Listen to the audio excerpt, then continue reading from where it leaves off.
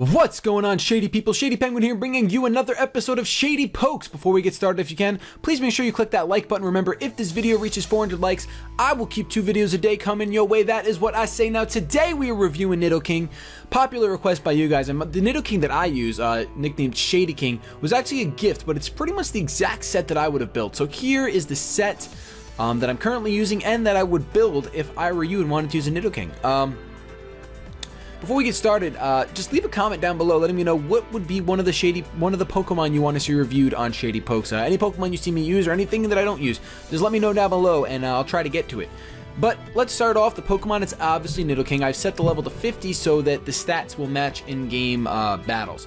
So the first thing you want to do is you want to grab Life Orb. Your item is definitely going to be Life Orb. It's that simple. Nidoking is just used as a crazy beater. He's an incredible special attacker. So, I mean, he can be used for physical attack too, but this set is running special attack. Special attack Life Orb with its ability Sheer Force. Now, what Sheer Force does is allows the Pokemon's attacks with secondary effects to do 1.3 damage and nullifies the effect. So basically what happens is Sheer Force actually ends up canceling out Life Orb. And if you don't completely understand that, don't worry about not understanding it. Basically, the recoil from Life Orb becomes a secondary effect when a move is used. So because Sheer Force cancels that out, all you do is gain the 1.3 damage and you lose any secondary effects. So Ice Beam, for example, won't be able to freeze any Pokemon, but it will gain a 1.3 increase in damage along with the Life Orb increase, which increases, in case you don't know, by a 1.3 and costs 1/10 of your health. So Nidoking kind of hurts himself. He doesn't have to get the recoil, so he doesn't hurt himself at all thanks to Sheer Force, but he gets to do 1.6 more damage for free, basically. So it's really cool. Those are definitely that's definitely the item non-negotiable. Non-negotiable, that's a word. Non-negotiable. You have to use that item and you want to use Sheer Force with this set. So we're going to go over the moves really quick. Very simple. You want to have Earth Power for stab, and it has that secondary effect which gets canceled out. So that 10% chance is no longer there, but you get that extra damage. Sludge Wave, which is stab, once again, base 95. So that's your strongest attack is Sludge Wave. Just remember that when you're battling. If you have anything that doesn't resist it, you want to go for Sludge Wave if none of your moves are super effective. It loses that 10% chance to poison, but it gains 1.6. Same thing with Ice Beam.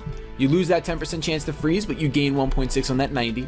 And Flamethrower loses the 10% chance to burn, but it's 1.6 stronger. If I haven't said it once, I've said it twice, I've said it 4 times already. So it's very easy set.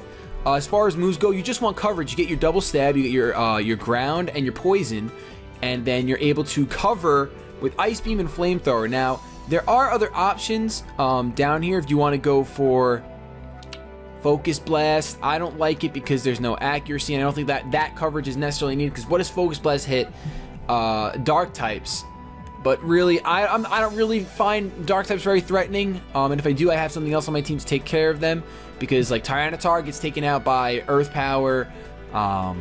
Any popular Dark types really get hit by something else. Not that Bisharp's popular, but Bisharp gets hit by Flamethrower or even Earth Power. So Steel types you really don't have to worry about for a fighting type move. I mean, he learned Shadow Ball if you'd like that to cover Ghosts, but I don't really have a hard time covering any Ghosts because not many people use mono typed Ghosts, like single type.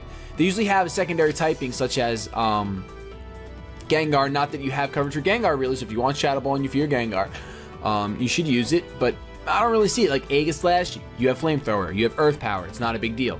So I think that that's definitely the way to go. I like those 4 moves. There are other options, as you see. If you want to run Thunderbolt instead of running either Ice Beam or Flamethrower, if your team already has that fire coverage, be my guest to run Thunderbolt, considering that water Pokemon do like to switch in on Nidoking.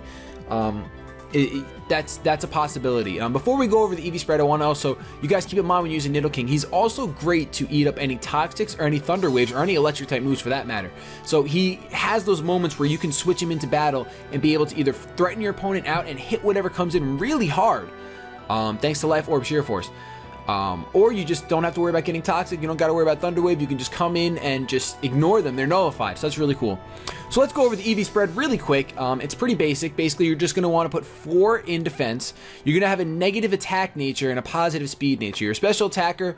So realistically, you would want to have 0 IVs in attack just for the foul plays that come your way. I think that it's more important. You're already getting so much extra damage from Life Orb and Sheer Force, that having max speed nature can help you out when you want to outspeed other things. Now, if you want to take advantage completely of the Life Orb Sheer Force combo, yes, you can put it into, you can make it a positive special attack nature. But the most important thing, give 252 EVs into special attack and 252 EVs into speed. Max those two out. That's exactly what you want to do. And then if you feel like you need a little more power besides the Life Orb Sheer Force, me personally, I don't. So I like to stick with a timid nature. That's what I like to do. You can do whatever you want. It's really preference. It depends on the rest of your team. If you have a lot of fast Pokemon, you're not looking for fast Pokemon, you're looking for just a powerhouse. Nidoking can still be that Pokemon for you. So it's definitely a really cool Pokemon. And that pretty much brings us to the end of the session. Like I said, leave a comment down below if you want to see some other Shady Poke reviews. Have yourselves a good day, but above all else, keep it shady.